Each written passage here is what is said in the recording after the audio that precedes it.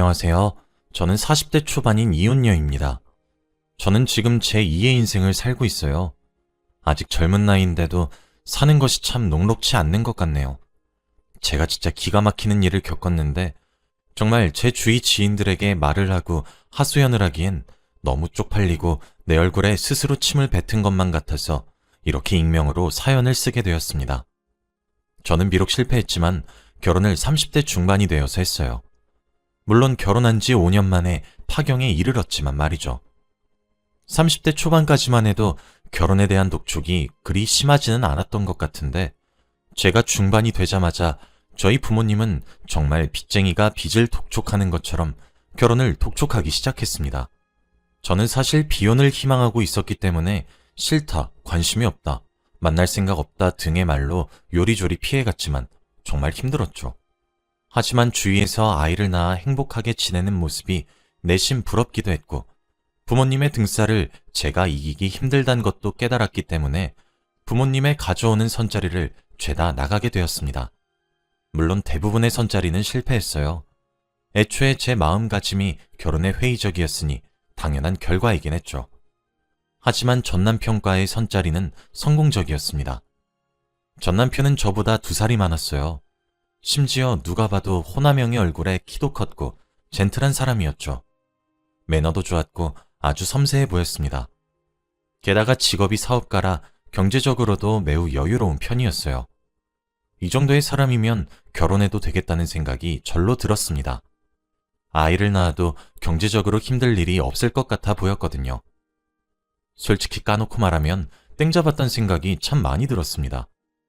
결혼을 하고 보니 집안 자체가 여유로운 집안이더라고요. 소위 말하는 부잣집이었습니다.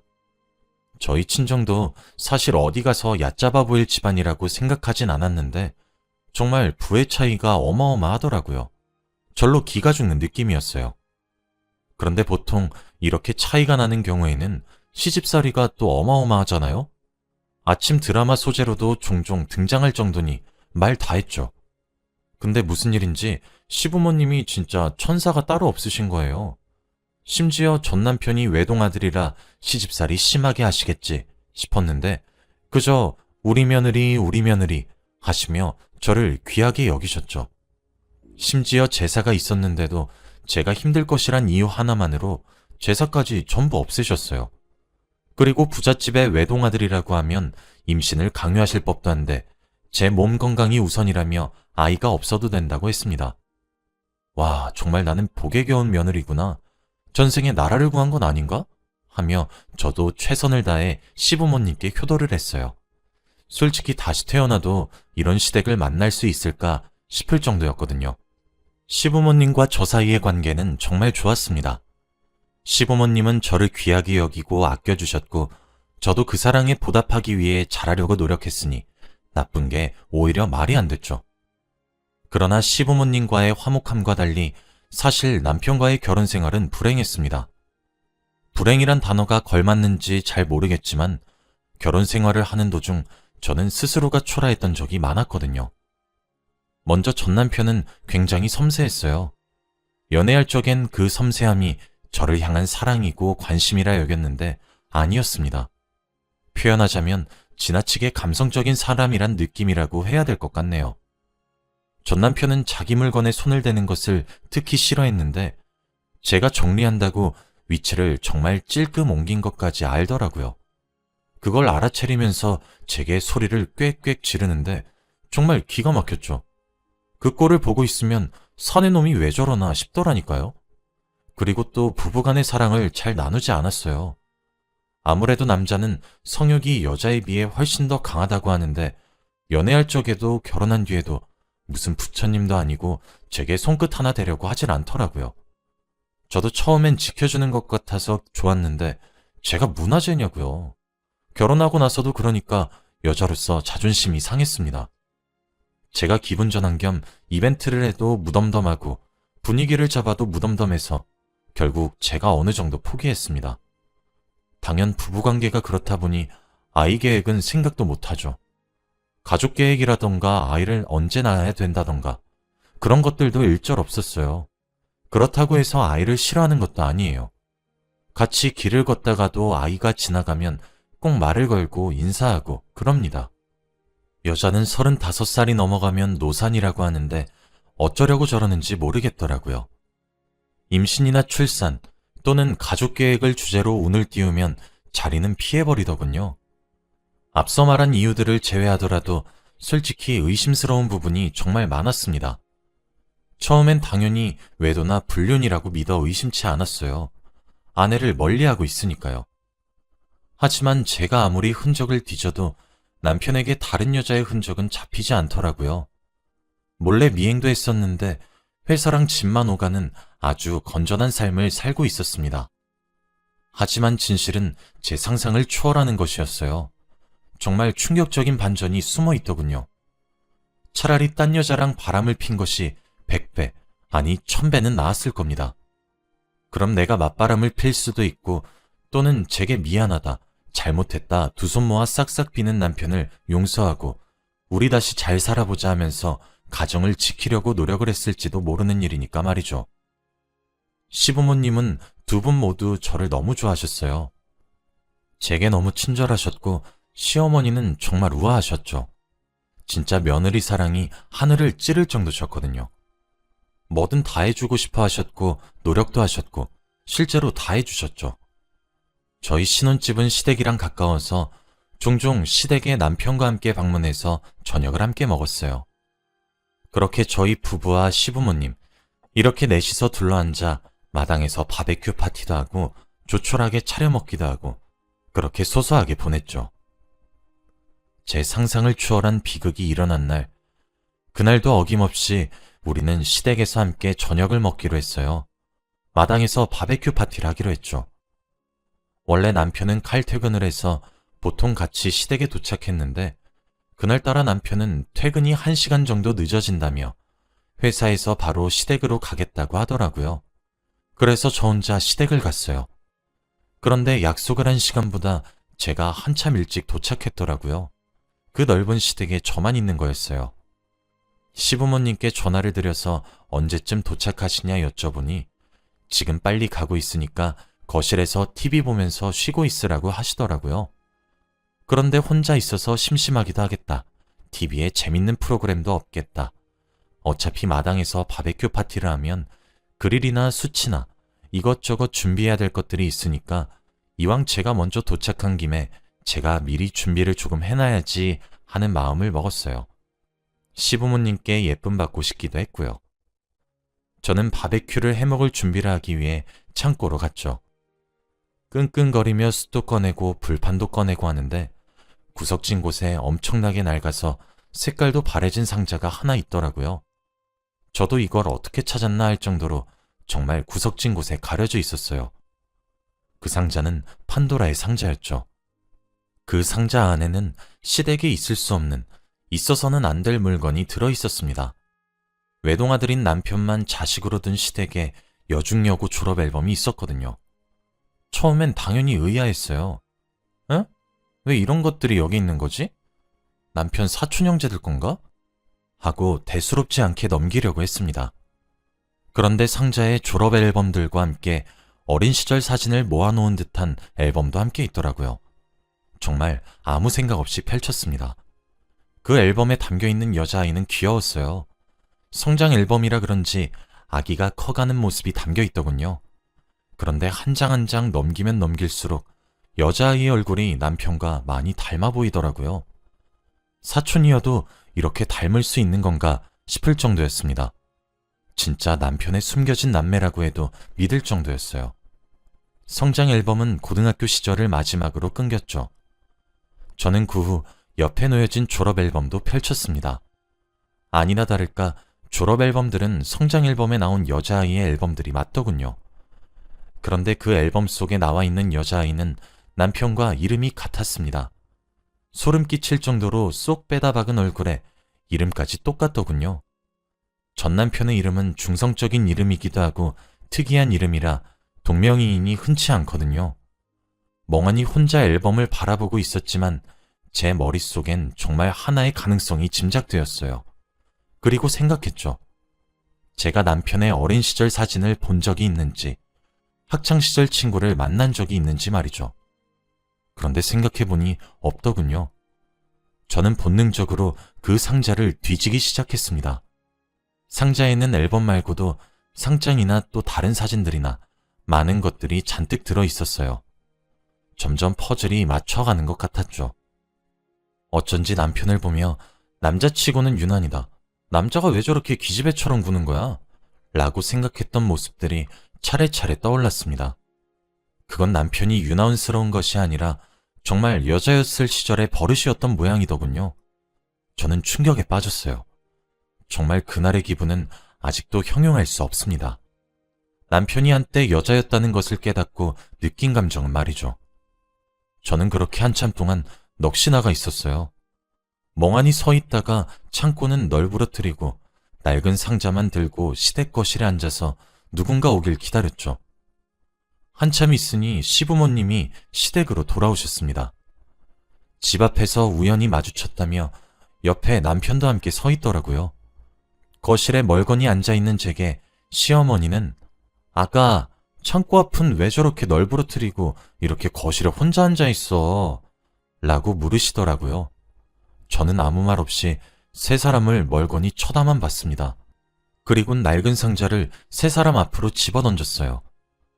남편은 놀라서 제게 당장이라도 왁 하고 소리를 지를 것 같았지만 상자는 날아가는 도중에 안에 있던 물건들이 공중에 흩날렸고 거기 있는 모두가 알게 되었죠.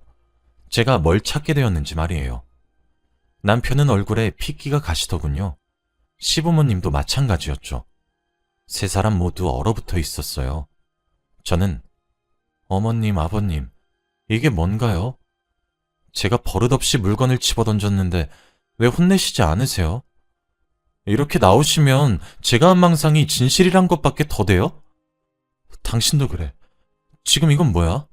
설명해 보라고! 라며 소리를 질렀습니다.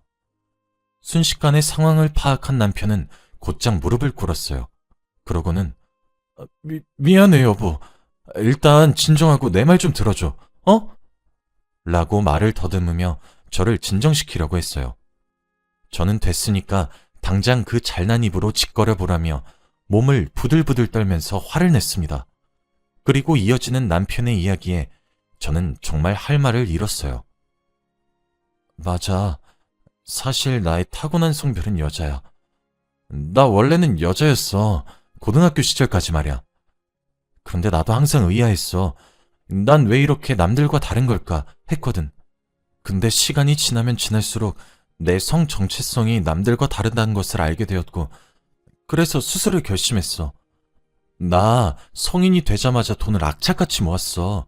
우리 부모님도 몰랐어. 내가 이런 걸 말한 것도 수술이 끝나고 난 이후야. 부모님한텐 말하지 못했어. 심지어 하나 있는 외동딸이 이러니까. 돈을 모으고 난 이후 집을 나가서 성전환 수술을 받았어. 너무 힘들었어, 나도. 수술이 끝나서 성공적으로 남자가 된 이후 부모님을 찾아갔지만 부모님도 날 외면하셨어. 그래도 세월이 지나고 나니까 우리 부모님도 나이가 드셨는지 나를 자주 찾으시고 점점 나를 다시 자식으로 받아들여 주셨고 내 결정을 존중해 주면서 응원도 해주시기 시작한 거야. 그런데 나이를 드실수록 내가 가정을 꾸려서 행복하게 사는 모습을 보는 게 소원이라고 하시더라고. 그래서 나는 아이도 가지지 못하는데 그 소원이라도 이뤄들어야 내 마음이 편할 것만 같아서. 나도 이게 잘못된 방법이란 사실은 아주 잘 알고 있어. 하지만 어쩔 수 없었어. 라며 울부짖었습니다. 울고 싶은 사람은 정말 저였는데 말이죠. 저는 당신 미친 거 아니야? 속일 게 따로 있지. 내가 유난스럽다고 느낀 건 정말 유난이 아니라 당신이 기집애였기 때문이구나. 당신 어떻게 날 속일 수 있어? 어떻게 나한테 이럴 수 있냐고. 어머님이랑 아버님도 그래요. 저도 저희 부모님한테 사랑만 받고 자란 귀한 딸이에요. 근데 제게 어떻게 이러실 수 있으세요? 이건 사기 결혼이라는 건 아시는 거예요? 범죄라고요. 남들은 빚이 있는 걸 속이고 제사 있는 걸 속인다는데 이건 그 수준이 아니잖아요. 어떻게 성별이 바뀌었던 사실을 속이냔 말이에요. 당신도 그래. 그럴 거면 당신처럼 성별을 바꾼 여자랑 살림 차리면 되지. 왜 멀쩡한 날 끌어들여? 라고 소리치며 정말 통곡을 했습니다. 시댁에선 크게 우는 제 울음소리를 제외하고는 아무런 소리도 나지 않았어요. 전 그대로 시댁을 뛰쳐나왔고 신혼집으로 가서 무작정 짐을 싸기 시작했습니다. 몇 분 뒤 남편이 집으로 들어오더군요. 제가 나가자마자 절 뒤쫓아온 듯 했습니다. 남편은 저를 진정시키려고 노력했어요. 하지만 제가 받은 상처와 배신감은 쉬이 가라앉혀지지 않았죠. 저는 제게 소홀히 하는 남편과 잘 지내려고 매사에 노력했어요. 대화를 나눠도 보고 행동에도 옮겨봤죠. 하지만 제가 쏟아부은 노력에 돌아온 것은 남편의 배신이란 사실이 정말 믿기지 않았습니다. 저는 저를 뜯어말리는 남편의 손을 뿌리치며 이혼하자고 화를 냈어요. 남편은 그저 미안하단 말만 하며 제게 매달릴 뿐이었죠. 저는 정말 최소한의 짐만 싸서 신혼집을 나왔고 친정으로 갔습니다. 갑자기 울면서 들이닥친 딸의 모습을 발견하신 저희 부모님도 정말 놀라셨죠. 숨이 넘어갈 것처럼 우는 딸을 엄마와 아빠는 달래주시며 끄끄거리면서 설명하는 제 말에 귀를 기울이셨어요. 결국 친정에서도 남편의 비밀을 알게 되었죠. 당연히 저희 친정도 발칵 뒤집혔습니다. 아빠는 바로 시댁에 전화를 걸어서 지금 우리 딸이 말한 것들이 다 진실이냐며 쏘아붙였고 어머니는 주저앉으셨어요. 저는 목 놓아 울기만 했죠. 저희 친정은 풍비박산이 났는데 남편은 그날 연락조차 없더군요. 그로부터 일주일이 흐른 후 남편은 저희 친정으로 찾아왔습니다. 그리고 저와 잠시 이야기를 할 수 있겠냐고 물었죠. 저희 부모님은 당연히 안 된다고 반대하셨지만 저는 그래도 어디 한번 얘기나 들어보자 싶은 마음에 조용한 커피숍으로 남편을 이끌었어요. 개인적인 공간이 주어지는 커피숍이었죠. 남편과 차를 시키고 앉아만 있었습니다. 한참 정적이 흘렀어요. 남편은 제게 조용히 미안해 여보. 당신 말이 맞아. 내가 이기적이었어. 그래, 당신도 처가댁에서는 귀하고 예쁜 딸일 텐데 내 이기심이 당신 인생에도 영향을 준 것 같아. 정말 미안해. 이건 진심이야. 라고 하면서 서류를 하나 내밀더군요. 그건 이혼 서류였습니다. 그러고는 제게 말을 하였습니다. 당신 나랑 이혼이 하고 싶을 것 같아서 내 쪽은 미리 썼어. 당신 쪽만 쓰고 제출하면 돼. 라고 하며 또 다른 봉투 서류를 몇 개 제게 또 주더라고요. 이건 내가 가지고 있었던 오피스텔 2채를 자기 앞으로 명의 이전한 서류야. 그리고 이건 우리 부모님이 당신한테 사과의 의미로 주는 선물이고 라고 했죠. 그리고는 이건 마지막으로 위자료라고 하긴 못하지만 받아줬으면 해 하며 내민 통장엔 돈이 들어 있었습니다. 당신에겐 정말 미안하게 생각하고 있어. 내가 어리석었어. 그 당시엔 내가 이미 부모님의 기대와 미래를 저버리게 한 느낌이었거든. 부모님 마지막 소원이란 말에 내가 냉정을 잃었던 것 같아. 당신에게 주는 이 모든 것들이 위로가 되진 않겠지만 조금 위안이 되길 말하는 맘뿐이야. 정말 미안해. 라고 사과를 하는 남편에게 저는 마다하지 않을게. 만일 당신이 날 이렇게 속이지만 않았다면 우린 결혼은 하지 않았지만 당신에게 정말 좋은 친구가 되어주었을 거야. 이혼 서류는 접수하고 당신한테 연락해줄게. 시부모님한테도 말씀 전해줘. 마지막이지만 얼굴 뵙고 인사드릴까 했는데 그건 또 아닌 것 같거든. 앞으로 당신도 잘 살아. 다른 집 딸내미들 인생 괴롭히지 말고 혼자 살아. 라고 얘기한 뒤 서류들을 들고 일어나 친정으로 돌아갔습니다. 그리고 이튿날 저는 이혼 서류를 접수했고 우린 그렇게 협의 이혼을 하게 되었습니다. 제 결혼 생활은 그렇게 막을 내렸죠. 후에 알고 보니 시부모님과 전 남편이 제게 준 위자료 명목의 재산은 수억 원이 넘는 가치를 가지고 있었더군요. 아마 제게 죄스러운 마음을 표현한 가치였겠죠. 저는 그 건물들을 사용해 형편이 매우 넉넉해지긴 했습니다. 다시 일도 배우고 있고 점점 일상생활에 녹아들고 있어요. 아직 제 주위 지인들은 성격 차이로만 이혼한 줄로 알고 있습니다. 저도 전 남편의 비밀은 끝까지 지켜줄 생각이긴 합니다. 저는 여전히 비혼주의의 인생을 살아가고 있어요. 그래도 더 행복해지려고 노력하려고 해요. 다들 응원해 주시길 바랍니다. 제 하소연을 들어주셔서